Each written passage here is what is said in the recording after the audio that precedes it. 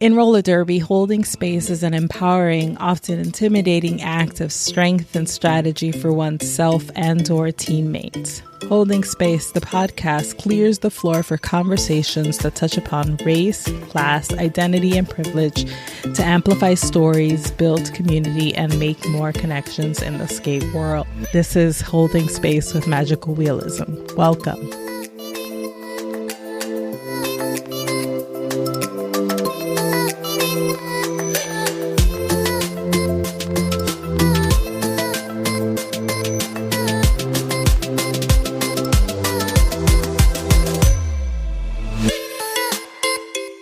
What's up, y'all?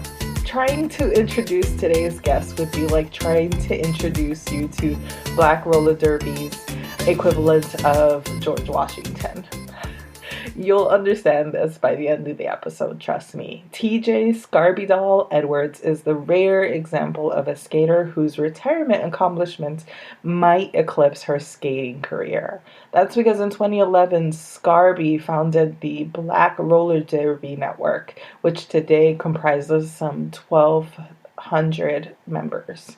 She's also the literal face of Team Side-Eye, one half of BRDN's annual Rollercon showcase bout. In non-derby life, she's a mom, an advocate for autism acceptance, and a published author.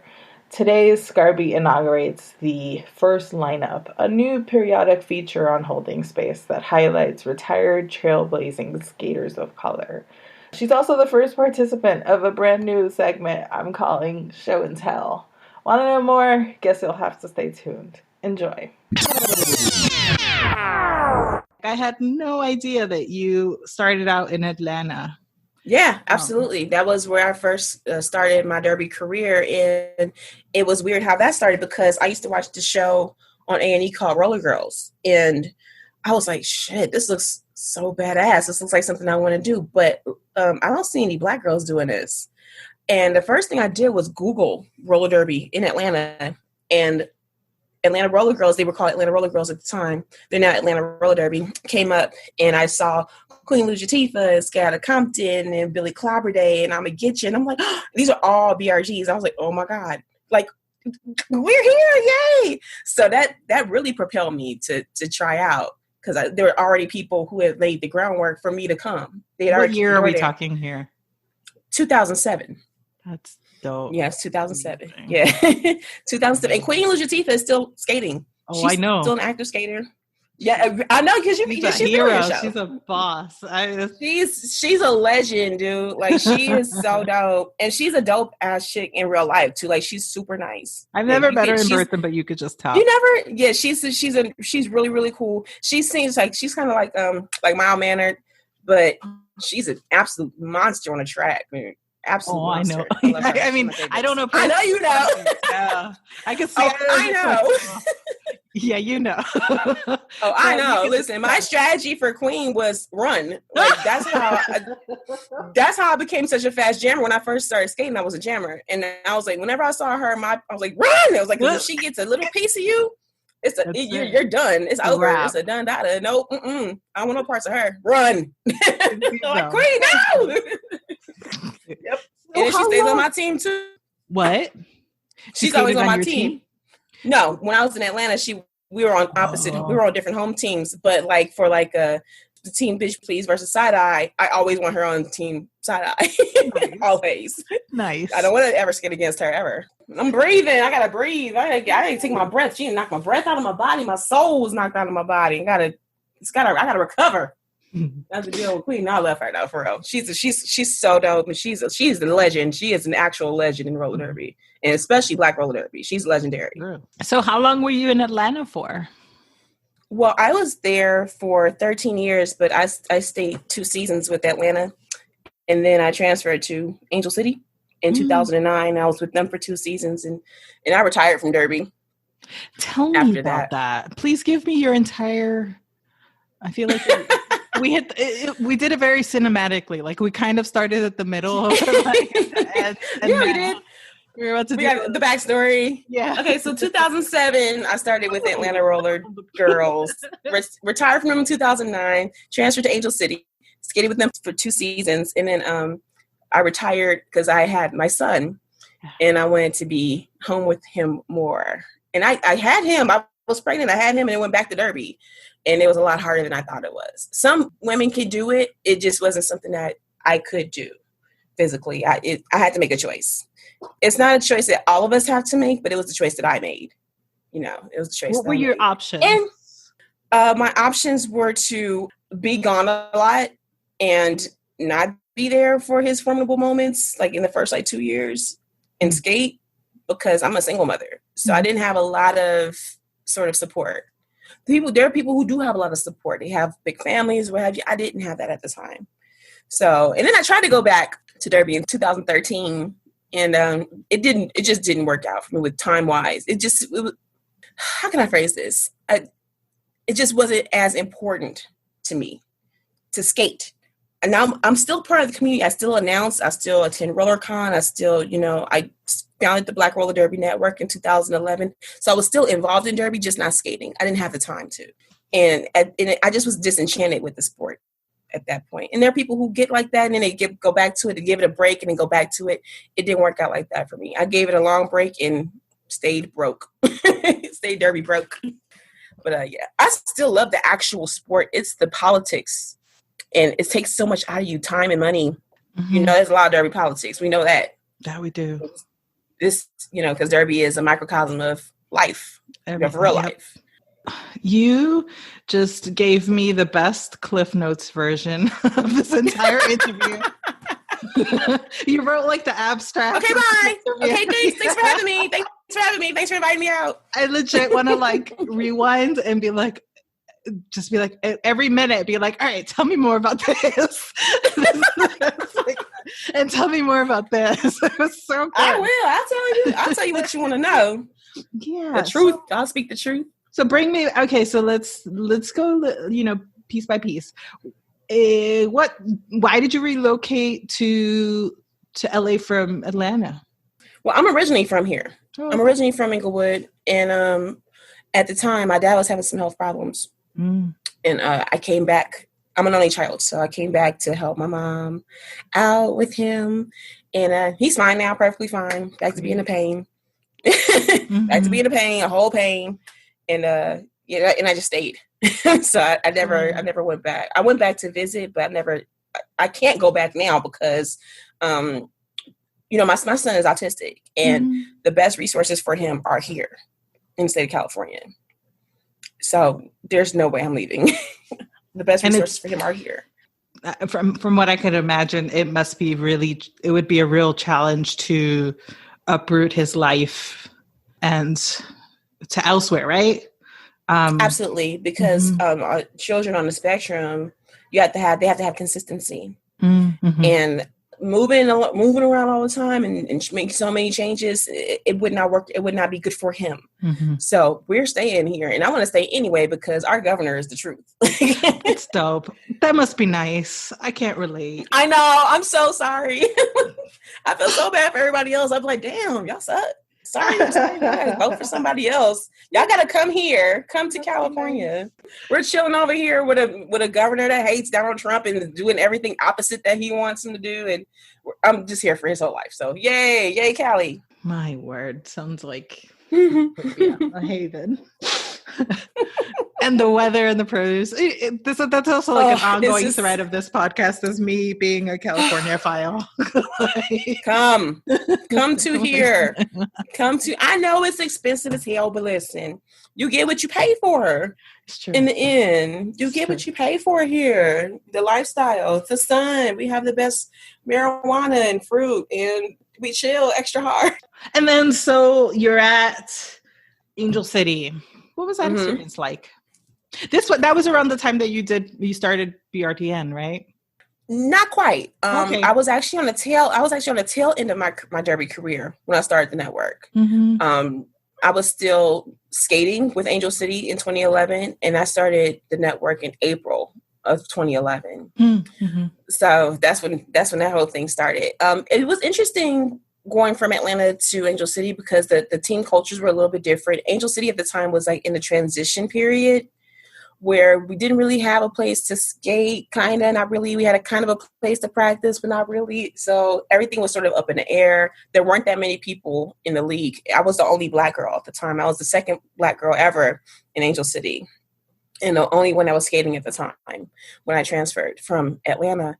And it was interesting because they were a little bit more lax with like rules and things. It was because they were in that sort of transition period. Look at them now, though. Like, you have to go through some growing pains sometimes, you know, and figure out what it is exactly your goals are. And they figured it out. And they're one of the most kick-ass league teams, you know, the leagues in the world. So I'm very proud to have skated with them.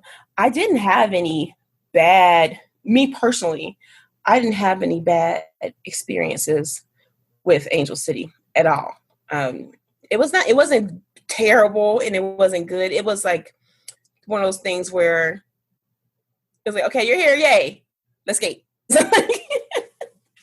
Like, I'm not sure how to phrase it. It wasn't bad though, and I loved my teammates. And just the aspect, but what about the aspect? And I'm not like necessarily like digging for a negative experience either. Like, your experience, you can dig. No, but right, you know what I'm saying? Exactly. It's like, if it's not there, it's not there. It's more about like, what was it like? What was that shift? And also, I'm curious, was Atlanta a more diverse league in comparison to Angel City at that time? I would imagine, if you were one of two or were the only Black skater. Right. And that with Angel City, I was the only Black girl in the league at the time when I transferred. Whereas when I was with Atlanta, I was one of 5 when I was drafted. Yeah, there were 5 of us. And then a ref. We had a Black ref too. And then they were they comparable in size? No, not even. Atlanta was a way larger league than Angel City when I transferred. There were only like maybe 20 girls in Angel City when I transferred there. Maybe. They didn't even have enough for a B team. It really was just the travel team and like what do you call the girls that replace? Dolls? I can't think of the word. Yes, alternates. I couldn't think of the word. Thank you. Good. And alternates. And that's really what it was. And then when I got pregnant, most of those girls had gone. And when I came back, it was a completely different league. And there were lots of girls. There were like maybe 60 girls then.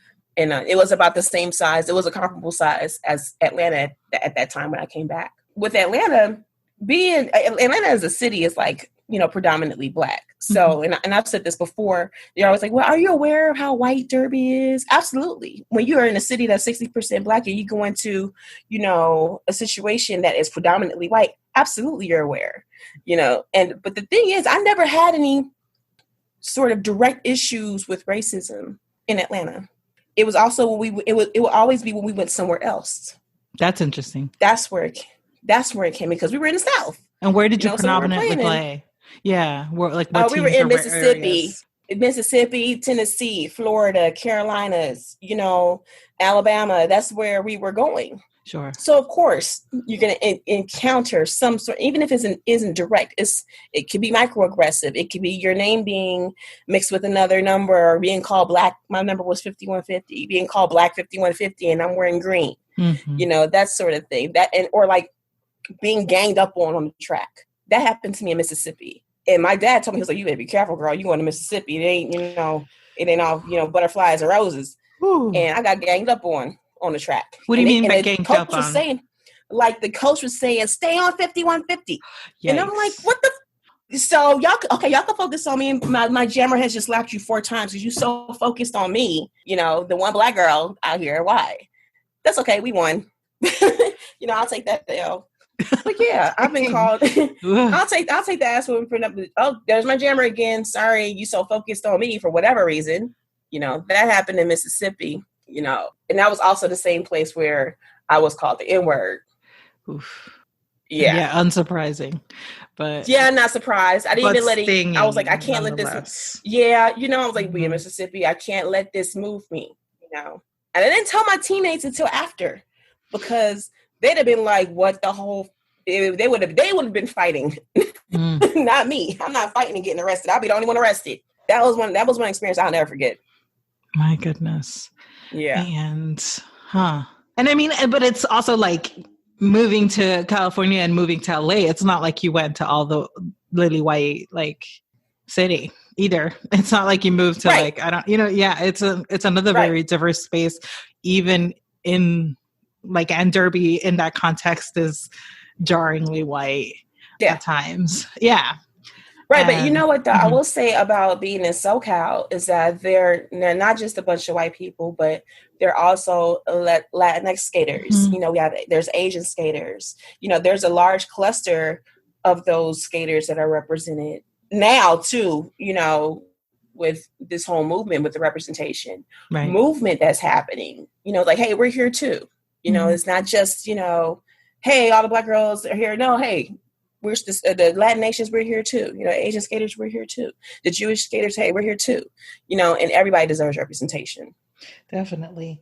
In your derby career, what would you say is like your actual skater derby career? What would you say is what was your biggest success, you feel?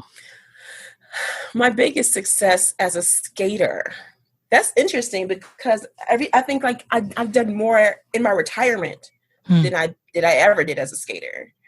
I know that in Atlanta, my home team, I was the first Black roller girl on that home team. They had gone 4 seasons without having drafted a Black skater.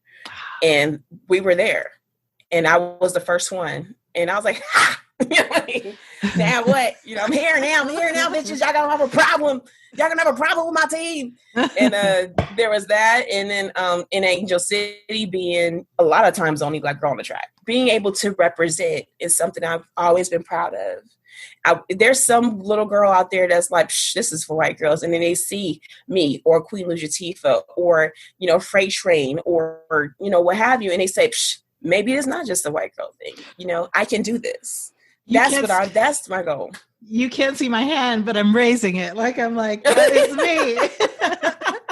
Legit had that first experience. Like, I mean, I came a little later, way after you retired, in terms of like actually starting to play derby. So I never got to see you on the track, but yeah, it was definitely one of those like mind blown moments seeing not Queen Latifah, but also Atlanta as a team and being like, there could be one Black person on a derby team. They're so dope. What? I love Atlanta. Phew, they are repping. And then Freight Train was another revelation as a jammer, being like, excuse me, we can do that too. Listen, the first time I saw Freight Train was at Rollercon. I think it might have been 2014. And she kind of came out of nowhere. And I was like, who is that? I was like, who is this? They're like, oh, she skates at the time she was skating for Houston, I think. It was Houston. Yeah.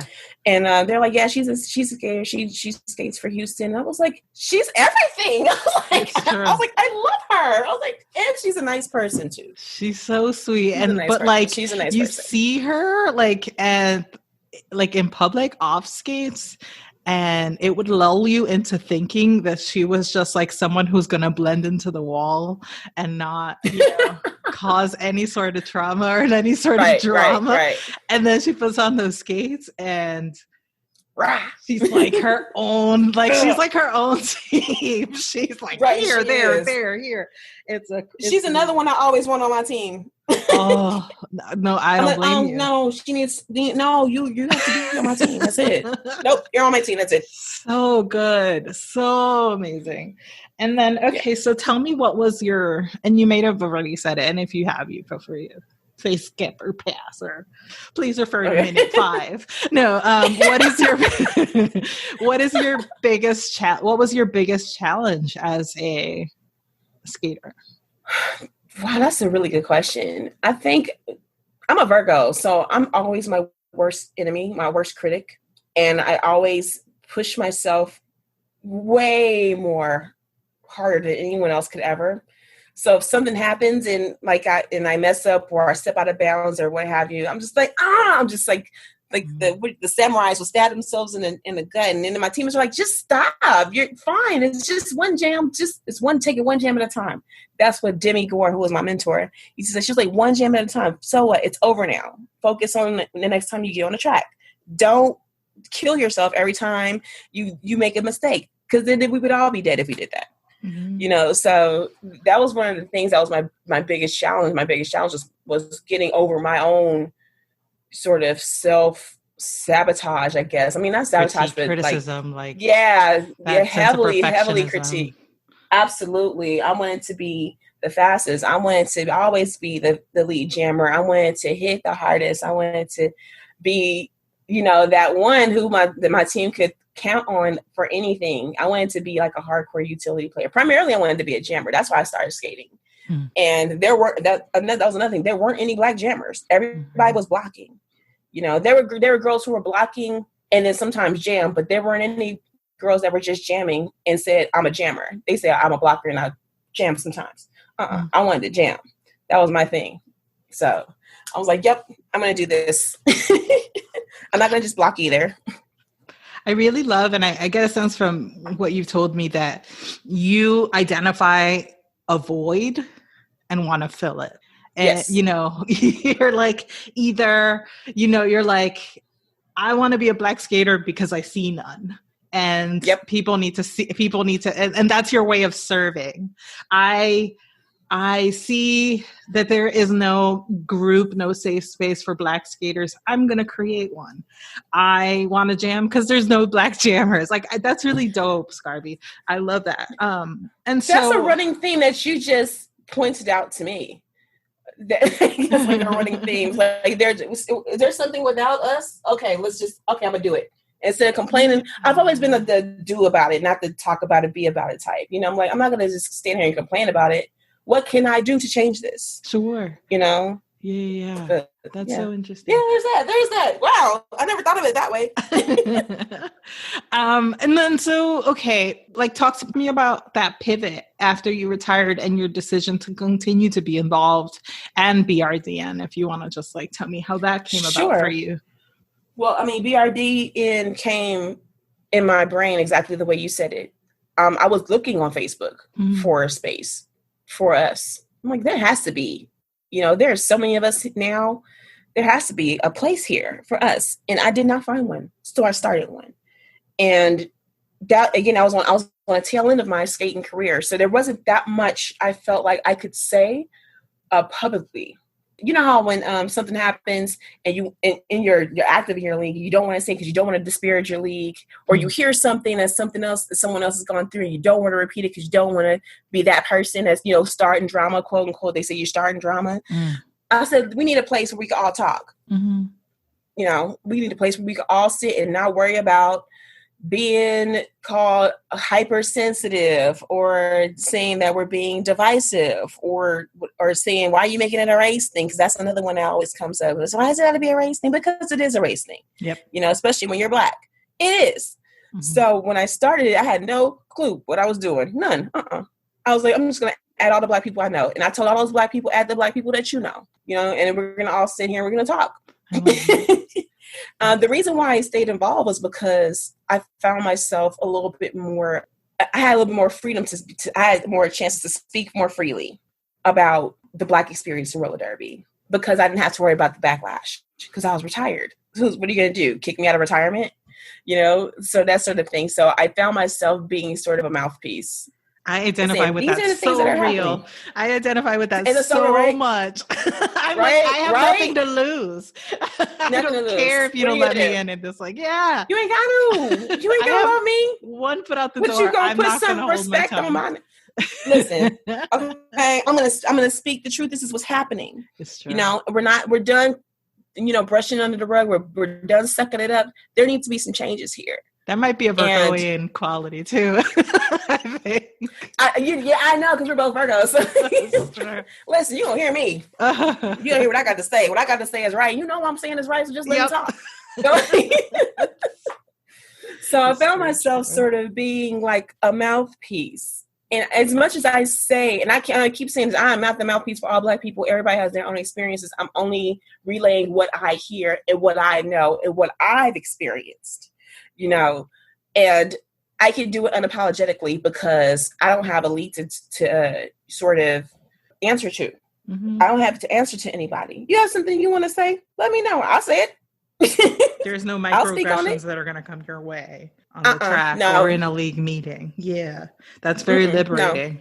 That is. It's so good. It's so good. That's where I found myself after retirement. I found myself being like a sort of representative, like an ambassador. That's what Quinn, Honey Brasco, she called me an ambassador. I was like, I don't run nobody. I'm just relaying. I'm like the messenger. I love this it. Is the spokesperson. Right. We won't be taking questions right now. Right. I'll get back to you. Your question. Okay, tell me and I'll get back to you. Because I will always bring any sort of concern back to the network and say, this is what's going on. I'm being asked these questions, or this is what do you all think? I always take it back to the network. I never wanted to be the one. I never wanted them to feel like I was speaking for all of them and just thinking, just being reckless with it, which was another reason why I picked up a co-admin, Sean Sanders, so she could keep me in check. I was like, I don't want y'all to think I'm just trying to take over and just be, the voice of all Black people. Also it turned out that way. Delilah Decider, right? Also known as Delilah Decider. Yes, Decider. Yes, everybody knows her. Sean Sanders, Delilah Decider. Yes, the Rollercon maven of the world. Yeah, everybody knows her. So I picked her because I'd run it by myself for about 5 years, and as the network started to grow, I found myself getting overwhelmed and a little bit frustrated. So I needed some help, and I also wanted to make sure that there was someone else there to keep me in check. To make sure that I don't go overboard because I'm a pistol, and I needed a flower to sort of balance me out. What were the frustrations? Just hearing the same thing over and over, mostly. Gotcha. Hearing the same thing over and over. This person called me this other person's name. This person called me Black number, This person is focusing or target. I feel like I'm being targeted. I'm being told that I'm aggressive and that I should be feared, or I'm being instantly feared that I hadn't even talked yet. The sort of things that Black people go through, everywhere. Walking into a place that's predominantly white and automatically they're anxious because they see a Black body because they have been taught to fear Black bodies. So I haven't even said anything yet, but you already have some sort of anxiety about me. Why? Right. And I just want to point out that you all are almost nearing your 10th year, or your decade year in existence, and the fact that you're still fielding the same sort of concerns is really depressing. It's next year will be the 10-year anniversary of the Black Roller Derby Network next year, and that's it. I'm the founder of it, but I don't run it every day anymore. I stepped down because I want to focus more on autism because my son's autistic. But I still, let my voice be heard, but I try not to overstep. Yep. I try not to overstep. I try to, the George Washington way. It's like, hey, y'all got it, and they're handling it, but yeah, it's pretty amazing that there's, I think, close to 1,200 members now. That's awesome. In the network, which is like, who would have thought there were 1,200 Black people in roller derby? The running joke forever was, there's not any Black people in roller derby. And the other running joke was, there's not that many Black people in roller derby. You can't even have, a whole line. You can't even have a pack. And then we snatched all them wigs off with the first Bitch Please versus Side Eye bout. Look at you. You're like, we're on the same mind meld. I was about to bring that up. Please tell me what is Bitch Please and Side Eye for those who are unfamiliar. Yes, it is the crown jewel of the Black Roller Derby Network. No, I'm kidding. It's a huge deal. It's a Rollercon bout. It's a Rollercon bout where members of the Black Roller Derby Network team up and skate against each other. So you have a whole team, which is Team Bitch Please, and a whole team, which is Team Side Eye, and they skate against each other. That we did that sort of as a clap back, because the running joke again was there weren't enough Black people to fill up a whole team. There weren't enough Black people to fill up a whole, line. We not only do we have enough for 2 teams, but we have alternates because because every time the sign-up sheets go up, they fill up so fast that we have 10 alternates on each team. So the very first year that we did it was in 2015. And we did everything inside the network. We set up I'll say this. Hammer, Kenny Fisher, this was her baby. Her and Queen Latifah. They're the ones who came up with this. And they were like, well, we're going to do it, and we're going to do it. Let's do it. So we already had the team set before the Rollercon people said, okay, it's time to submit your bouts. And Hammer, who is cool pals with Ivana Spankin, I can't talk, was like, hey, we're doing about all Black people, go ahead and put this on. And she said, that's awesome. I love it. I'm doing that. It's going to happen. You love to see it. Yes. So she got it on the schedule, full length bout. First time ever in history. Both teams are all Black skating. Bitch Please versus Side Eye. It was absolutely an amazing experience. I was the captain, and the Side Eye was me. The picture was me. It still is, isn't it? Like it's Samara iconic. Yeah, Samara did the art. You know, Samara, she was on your show too. Mixed Hues, yeah, Mixed Hues. She did the artwork for both squads, and it was my face, which is like iconic. Which is ridiculous and awesome, and also like it creates a monster in me. Like, you create a monster.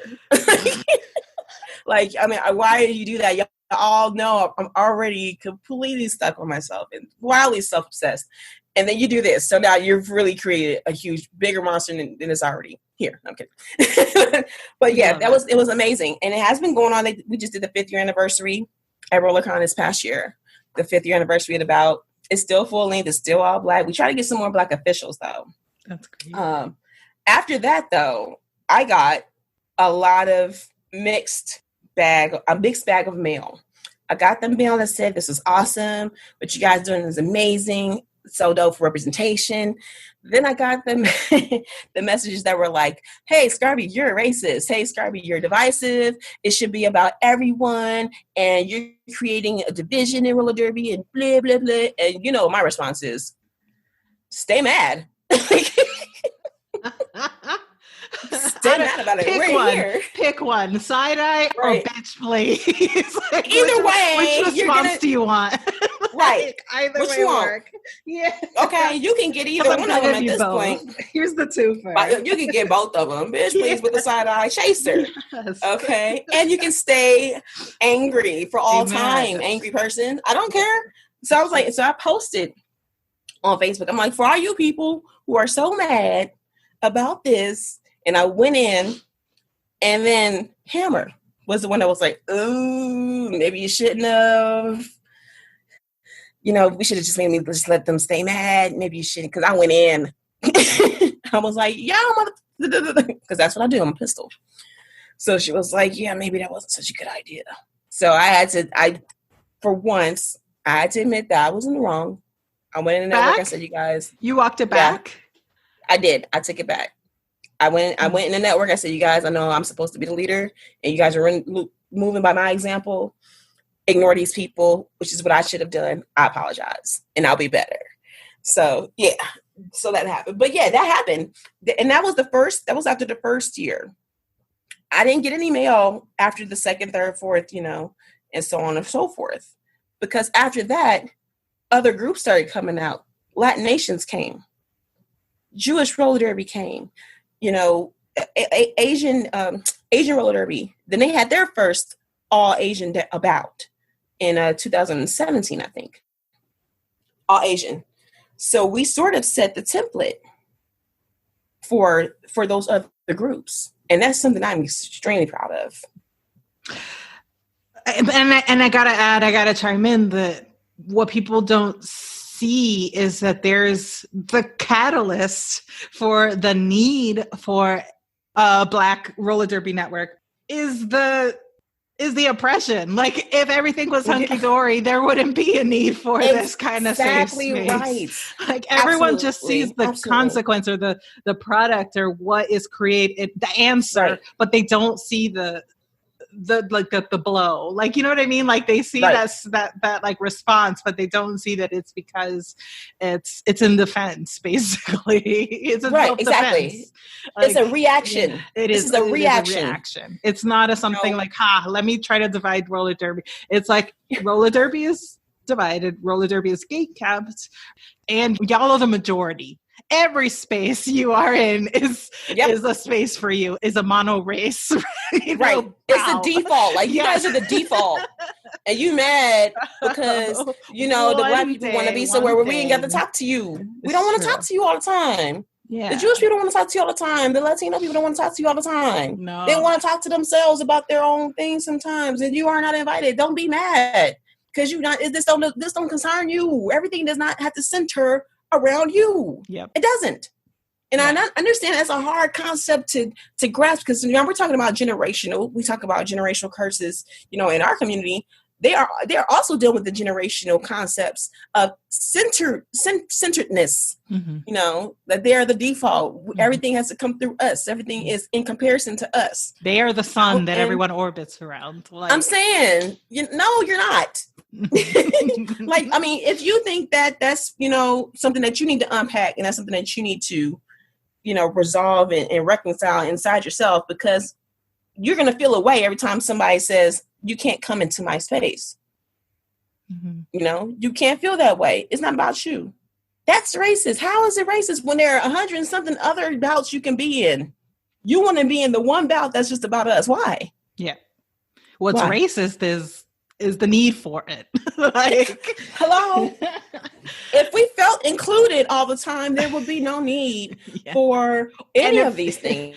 And if we felt like we had it's not just included. It's not just like, oh, let's deign to let them in. It's the power imbalance that exists. Right. Your needs and desires always are prioritized before ours. That's also the thing. That's also the problem. There's that.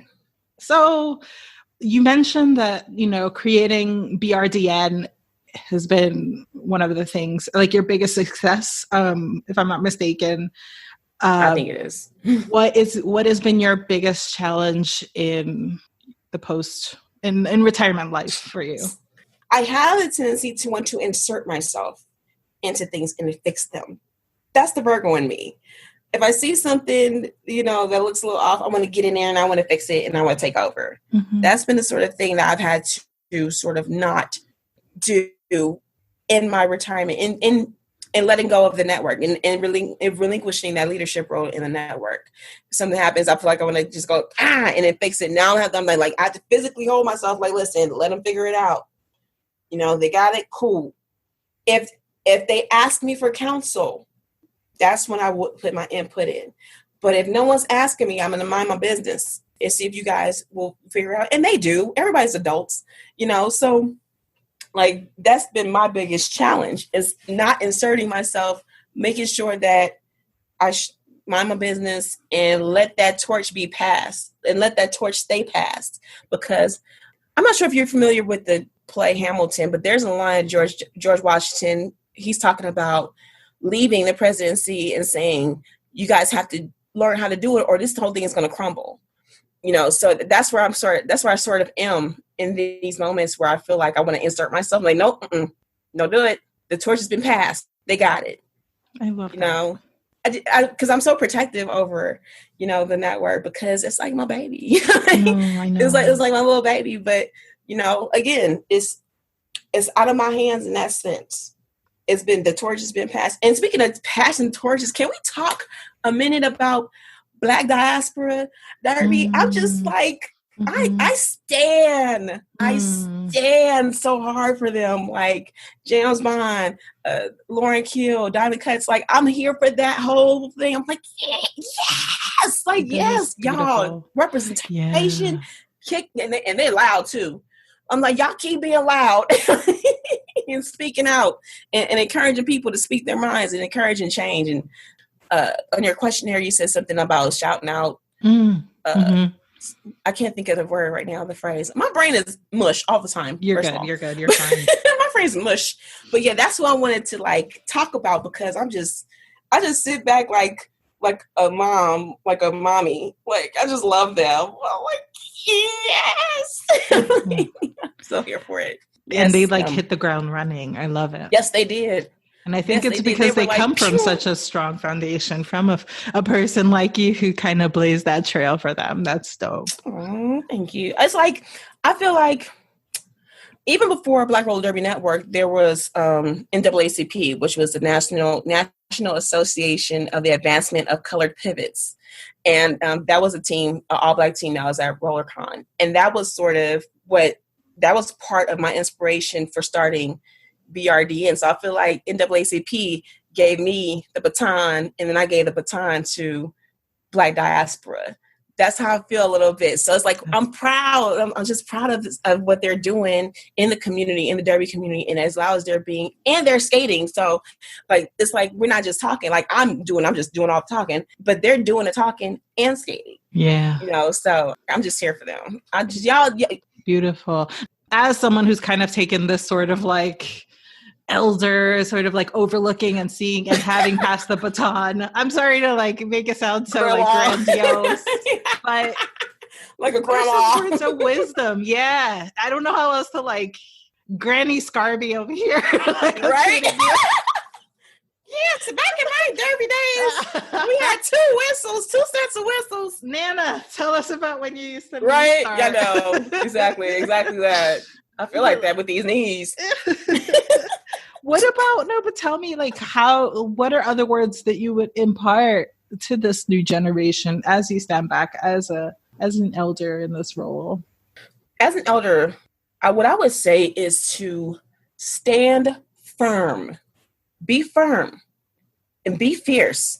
Say what you mean and mean what you say, because if you're wavering, if you're no one's gonna take you seriously. Stomp your foot, stick your chest out when you walk into the room, and when you open your mouth, make sure you're saying something of note, because everyone's listening. They might act like they aren't, but when you open your mouth, they're listening. So make sure you say something that matters. Yes. This is sort of like related, but not for people who want to remain involved and want to do it on their terms. Do you have any words of advice? That's an interesting question. I mean, personal integrity is subjective, and it can be lacking. If you don't have any, I would suggest you find some. Ooh. Because you need to make sure what you are standing for is something that you can live with. You know what I mean? Stand for something that you can live with. If you don't stand for anything, then you will fall for anything, right? So make sure you develop some sort of ethos, develop some sort of, code for yourself. And that's what you live by, and make sure you stand firm on that. Make those boundaries, create those boundaries, That's right. That foundation. That's right. Yeah, do that soul searching. That is key. That is so great. Okay, so now I've come up with a name for this segment. What is it? Well, now I decided that I'm going to call this segment Show and Tell. And Show and Tell. And congratulations. You're, in addition to being the first lineup highlight or spotlight, you are also the first person inaugurating Show and Tell. And, nice. And what Show and Tell is, you're going to show me something, and then you're going to tell me something. Okay. It's as you can tell. Let me give you a few minutes to like wrap your head around this. I know. I don't know. I think you might need to explain it to me further, because I don't know. It sounds hardcore. Sounds like rocket science. So what I want you to show me or us is your book. I want you to read that excerpt that I asked you. So this is what you will be showing us. And what you will be telling us, hold on a second, is about your advocacy for autism acceptance. Okay. So, all right, I will. Show and tell. Okay. Show. First things first. Okay, so I wrote a book called The Graveyards on Sunset, Outrageous Hotel Stories from the Third Shift, and it's all true. These stories are based upon my experiences working at this really posh Sunset boutique hotel over 2 years working the third shift. I'm an auditor. And one of the stories that was really popular, which I call the Swedish Fish, I'll start. It's hold on. Oh, okay. So I'm sorry. I'm gonna try to do a Swedish accent. It's gonna be really, really bad. So don't judge me too harshly. Okay. Okay. All right. So it starts. Oh my God! I promise I can't make this stuff up, which is usually how I start all my stories. So this tipsy Swedish lady was having trouble with her room key, and she kind of looks like a strawberry blonde mixture of Tawny Katane and Kelly LeBrock. Hot. So I come out of the office and she says, "Hello. Oh, wow, you are gorgeous." And I say, thank you so much. How can I help you? Oh, I forgot what I was going to say. I've never seen a face like yours. And I'm like, oh, I'm not sure how to respond to that, but thanks. Have you ever been to Sweden? I have not, but I hear it's lovely. You should come visit me. I will make you the Swedish meatballs. You love them. You really love my balls. Oh, okay. Yeah, I burst out laughing. And she said, oh, you are serious. And then I talk about my balls and you start laughing. I'm like, can you please stop talking about your balls? She says, okay, well, should I talk about my dildos instead? Oh my God, no. Did you remember why you came here? That's my response. Oh, yes, my key isn't working. So I make her a key and she thanks me and she says, oh, I'll be sure to write you in my will. Okay, I'm going to sleep now, but can I hug you? And I'm confused. I like, you want to hug me? Yes, we like to hug the last person we see before we go to sleep. Now, me, I know that's some bullshit, but I did it anyway. So while she's hugging me, she whispers in my ear, dildos, and you smell nice. Okay, good night. And I may have set myself up for that one. Oh, hashtag Swedish fish. Yeah, the Swedish fish. Yeah. Wow. That was one of the ones that got a lot of responses. That's so funny. Oh my gosh. How long have you been at your job? Well, I don't work at this hotel anymore. I work at another hotel in Burbank. I've been there over a year. I've been at this hotel. I was at the hotel that this book is based upon for 2 years. And I have a lot of enough stories to fill a whole book. And I don't just have those types of stories. I have celebrities in the book whose names I've changed because I don't want to get sued. My coworkers are nuts, but I'm also working on volume 2 because I thought that for some reason going to a different hotel in a different neighborhood would be a little bit more chill. It's a series. It's a series. I'm like, really, all the nuts have followed me to this place too, because the hotel is close to the Warner Brothers studios and the Disney studios. So our hotel has contracts with those people when they're shooting or when they're, what have you, when they're coming into town, they stay at our hotel. And these people are completely outrageous. I was like, I thought I got away from you people leaving Hollywood. So I'm working on volume 2 right now. That's going to be coming out pretty soon. And where can people find your book? On Amazon. It's an ebook. I'm working on print right now, but it's just electronic right now through Kindle. Nice. And all you have to do is search The Graveyards on Sunset. And the whole title is The Graveyards on Sunset, Outrageous Hotel Stories from the Third Shift. By me, TJ Edwards. Yay. Awesome. Yay. Thank you for sharing that. You're welcome. That's showing. Thank you for showing us about showing us. Shows y'all my balls, my Swedish meatballs. Yeah. my Swedish fish. And now tell me about your autism acceptance activism and advocacy. Well, my son, a lot of people know that my son is on the spectrum. He was diagnosed when he was 3, and he was diagnosed nonverbal, which was really, really hard because there's no one in my family who's on the spectrum, and I'm an only child. So everything I was doing, I was sort of winging, and I found myself doing a lot of research and attending a lot of events. And his school district has a committee that's for parents and teachers and other educators, and their job is to advise the school district on what they can do to make sure that their children's education and opportunities are, that they're being treated fairly, that they're being given the opportunities that they should be given. And also to talk about funding. And then we have these events once a month where, well, not since Corona, but the events once a month for other autism parents on how to prepare for like an IEP meeting or how to prepare your child's folder with all the information in case something happens. What else do they have? They have holiday events where there's secrets, where there's sensitive Santa. So everything's quiet and there's no loud music and there's not a lot of colors, things like that. And they also offer resources on places like Disneyland and Magic Mountain, or other places that have special entrances or special ticket prices, all those types of things that are provided to parents who don't have access to those things. So that's a committee that I'm a part of, and I have been a part of for about 2 years. And it's a city thing. It's not anything, huge or anything, but it's a big deal to our children. So I just hope to continue to be loud and be a champion for children like my son. How old is your son now? He is 9. He will be 10 in September. Yay. And so, oh my God.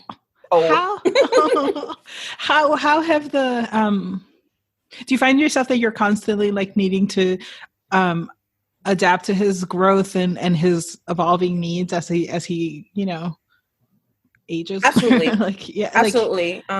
The kid has a team. He's in special education. He just finished 3rd grade. He was diagnosed nonverbal, so he's been in speech therapy for I think this is the 5th year. This is the 6th year he's been in speech therapy. And he also does behavioral therapy. So the kid does a lot of hard work. And what I feel, I let him take the lead. If he's tired or if he just doesn't want to, I don't make him. Because if I push him too hard, he gets frustrated and then he shuts down. But if I don't push him hard enough, there's no growth. So there's like sort of a gray area that I have to navigate and figure out. But he takes the lead. I let him take the lead, and I'm just trying to do what's best for the kid and trying to not screw him up and not be the reason he goes to therapy as an adult.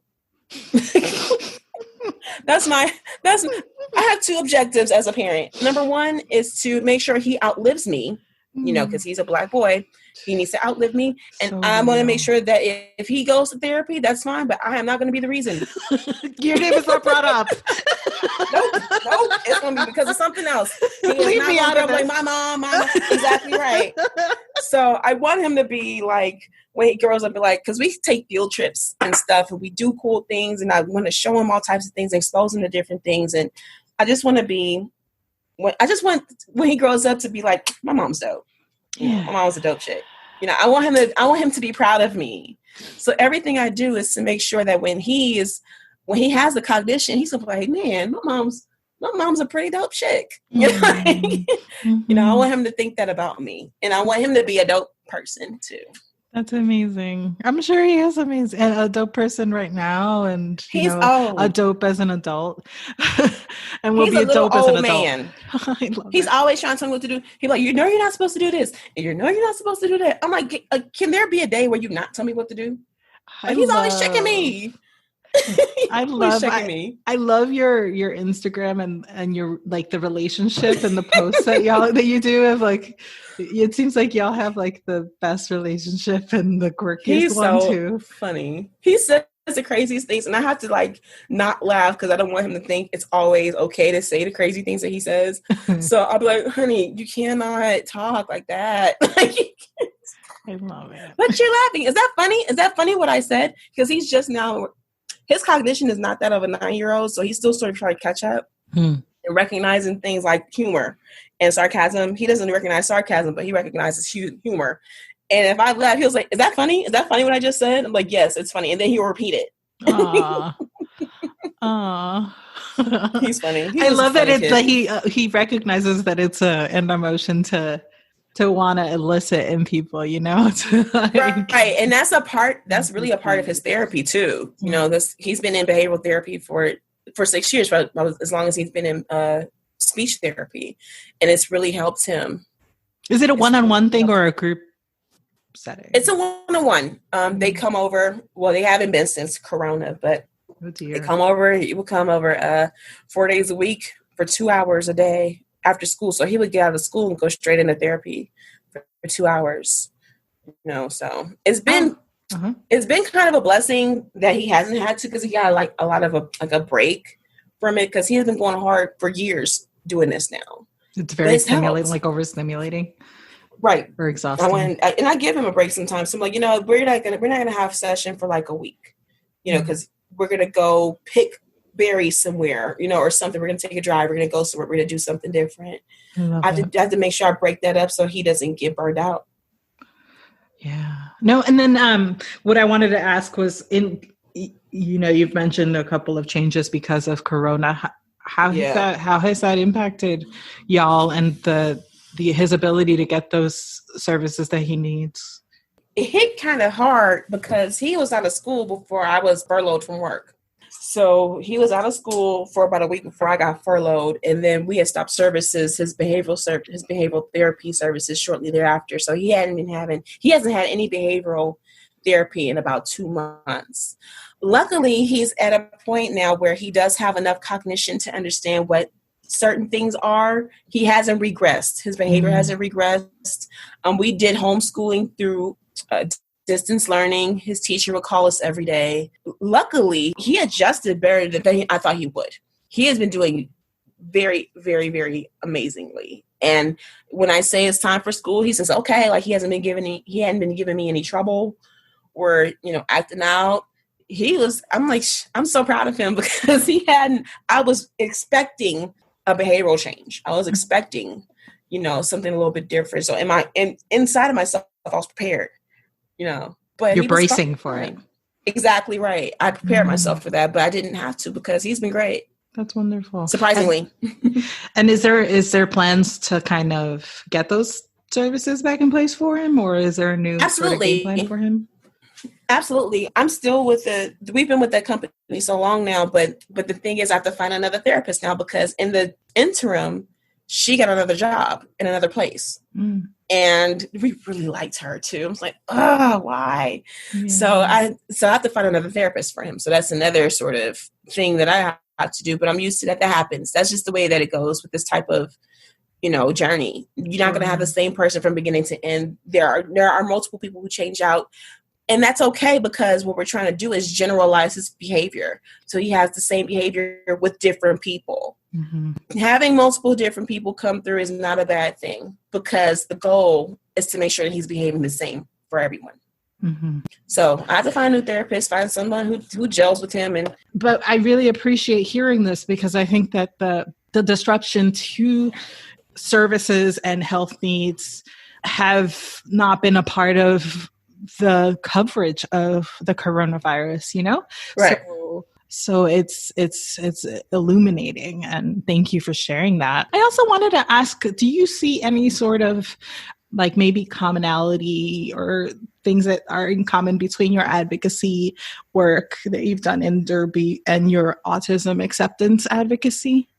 I feel like that's an interesting question because when you're speaking from experience, there's a little bit more passion in your voice. I feel like people, when you become an advocate, it's because you have invested. You are invested emotionally. You're invested through your experiences. My advocacy work sort of in Derby for representation is because I felt the void and there needed to be something said. As far as my autism, not awareness because everybody knows about it, but acceptance, I feel like I've gone about that the same sort of way where not necessarily there's a void, but how can I phrase this? Is it like it fuels you? Out my thoughts. Or like, I hear you. I'm a sounding board. Right. Yeah, for sure. Right. I do that too. What fuels me, I have a goal. Having the goal helps. The goal in all of this is to make sure that I am making a better world for my son with my voice. This is what needs to happen. This is what we need to do. So, and this is what I said in my interview for the committee. I said, it's important for me to prepare my son for the world, but it's more important for me to prepare the world for my son. Mm-hmm. So when he goes out, there's not a shock because the people already know who the type of person or the type of experiences or what he's going through, what has happened with him or how he's moving mentally. He's moving differently. He's thinking differently. It's not bad. It's not good. It's just different. So I need to tell everybody else, hey, listen, this is my kid. He's on the spectrum and he's moving a little bit differently. So you may need to adjust a few things because I'm preparing the world for him. I'm preparing you all for him to come out. And there's enough world for all of us. Absolutely. There's space for everybody. He's walking in this world too and has a right to it. Absolutely. There is space for everybody. And my job is to make sure that when he is ready to take his space, that he feels comfortable and that he does not feel like I did at some point where I needed to kick and scream and scratch and holler about it. He's going to say, my mom already got y'all ready. Here I come. That's my goal. That's amazing. Is there any way to support the committee's work? Not really, because we all do it from volunteer work. There's nothing that's like money related or anything. And it's really, really local. It's really small and local. It's really just about us in our school district. But you know what? That's so impactful. That has like such an immediate and direct change and impact that I feel like, you know, that people kind of don't realize that about the hyper local sort of activism. Right. You can see the results like that. Like, absolutely, because there's not so much red tape to move through. You don't have to, convince everybody. Removed. Exactly. Yeah. Everybody's in the community. All their children go to school in the community. We are all parents in the community, or teachers, or what have you, in the community. So it's really just a community-based thing. There are committees like this all over the state. I'm not sure if they're how they do in other states, but I know here there are several small pockets of people making small changes for their children in the school district. And that's all we can do right now. You make small changes that sort of morph and snowball into big changes. But we do it, just, you got to eat the apple one bite at a time, right? So, small changes will become big changes, and big changes will become massive changes. And then we won't have to have these committees anymore, because that will become the default. That will be something that these school districts already consider before we open our mouths and say, hey, what about our children? We need to be considered as well. That's the goal. When do you rest? Like, how do you breathe? What is your self-care tip for all this work that you're doing, like, as a human being? Tell me. What is sleep? It's the most glorious thing on earth. It's the most magical thing ever. Is that the new band? Is that a new rock band, Sleep? I have no clue what Sleep is. I am not only a member, I am the Sleep president. You're the president of the band club and the lead singer. Yes. I sleep, in my schedule, I work overnight. So I sleep during the day. And it's backwards from what everybody else is doing. But while my son was in school, it was easier for me to do it that way, because he's at school while I'm asleep, and he's asleep when I'm at work. So I would wake up, he would get out of school, I wake up, we do session, we spend a little bit of time together, he goes to bed, I go to work.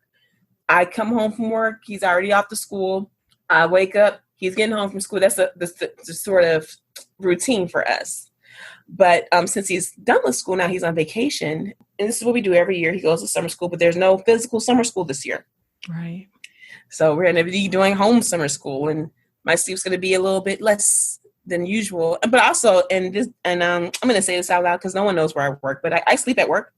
So there's also that.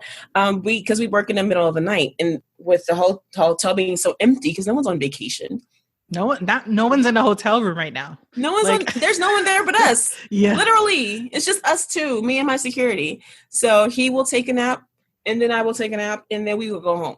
All those perfectly comfy beds, like, going to waste. How could you not? We don't sleep in the rooms, though, because the housekeepers would eviscerate us for sleeping on their perfectly made bed. And then my car is very comfy, and we have underground parking, so it's really quiet. You make do. I crash like a car. I sleep at work, and I sleep in bursts. Wow. But yeah, I used to be that I'll sleep when I'm dead type, but I had to realize that my worth is not measured by how quickly I can run myself into the ground. That I have to take time to breathe. I have to take time to have a drink, or to smoke something, or to whatever, take a breath. Those things I have to do, I have to make myself do, because I feel like this has to get done, that has to get done, and I have to go here, I have to do this, I have to write that, I have to do, and nothing will get done because I have to do everything. Yep. Does that make sense? Like you have a whole bunch to do, and you're like, I'm not doing nothing. You are describing my current life. Right. It's like you're peering into my apartment. I'm stalking you because you're me. No, I write lists now. I am a list queen. I will write down everything that needs to get done. If it doesn't get done in this certain amount of time, fine, take it to the next day, because I'm not going to run myself into the ground, because Xavier needs me. I'm the one that he needs the most. I can't not be there. Giving yourself that grace. That's awesome. So I like to wrap up by asking, self-care tip and what have you. Do you have another one that you wanted to add, or are you good? I have. Yeah, go for it. My self-care tip is basically deep breathing. I do deep breathing exercises, which sounds hippy-dippy, but it really does work, because sometimes I find myself getting so frustrated and so overwhelmed, and I don't want to explode or cry or what have you. And sometimes it helps to cry, but I'm a Virgo, we don't cry. So So I will find somewhere quiet, even if it's the car, somewhere where there's no one, around, close my eyes and just breathe. Deep breaths, 30 seconds at a time, and just go, literally just say that aloud and just let all of it out. I also write, I write all the time. I write my thoughts down, and sometimes I'll burn it or I'll just throw it away, but I needed to get that out physically. I need to physically get what my thoughts were in that moment out. So deep breathing and writing is what I do. Can I just tell you that I drink those yogi teas and they have those messages, and I saw one that was amazing to me, and I kind of I even took a picture and posted it on my Insta. It felt so appropriate, and it goes to what you're just talking about. It says, the voice of the soul is breath. So that's heavy. There you go. And true. The voice of the soul is breathe. Yeah. You can't do anything without breathing. So even if you're deep breathing, you're actually your soul is expressing itself. That's dope. I love it. That is dope. I like that phrase. What would you like to hold space for? It's a free space for whatever you want to, get off your mind. I have, at any given moment, there are 1,000 thoughts in my head. I want to hold space for decent human behavior. Decent human behavior. And this is what I mean. If you are a decent human being, talks about racism, talks about transphobia and xenophobia and all those other phobias and isms, will not be as heavy if you're making space to be a decent human being. If you're listening, and if you're talk with purpose, to someone who maybe they don't get it. Have a little patience. Have a little bit of patience. I need patience in my own life because I'm sick of these hoes. I'm telling you that right now. But making space for decent human beings is what I would love to do. And also in that, find myself becoming a more decent human being. Thank you. And last but not least, who is your MVP? And it could be a person, organization, thing, derby or non-derby related, skating or non-skating related. I already said them. Black Diaspora Derby is my MVP right now. I just love that. I cannot stand hard enough for this group and everything that they're doing and all the changes that they're making and the voices that they're, amplifying their own as well. I didn't mention Team Indigenous in that group of people, and I'm saying it now, they are also an amazing group of people. They're amazing, but Black Diaspora, y'all know I stand so hard for y'all. I just love them. I love the board of directors and all the members, and I'm just here for representation, especially black people. That's what I'm here for. So yay, Black Diaspora Derby, keep doing what y'all doing, keep doing the things. Awesome. Thank you so much, Scarbie. This is amazing. Thank you for inviting me. I'm one of the cool kids now. I'm part of the cool kids club. I'm in now. Y'all can't tell me nothing. I don't know. You are. Tell me what this club is. I'd like to join it myself. You started it. You started the club. You got all the cool kids coming and talking about, the things. That's awesome. And you keep doing what you're doing because you're doing a kick-ass job amplifying voices as well. You keep doing. Y'all give her your money. You see, I'll be posting every time somebody says, "Give it." I always at you. I'm like, give her your money because these are the conversations that we need to be having, and these are the conversations that people need to be listening to. So, congratulations! Thank you so much for holding the space for me and allowing me to ramble and talk to your off. No. This is really, this is an amazing and chock full of wisdom, and I hope that the youth, the seeds are all taking notes. That's right. All you little kids, you Sunnies, hey Sunnies.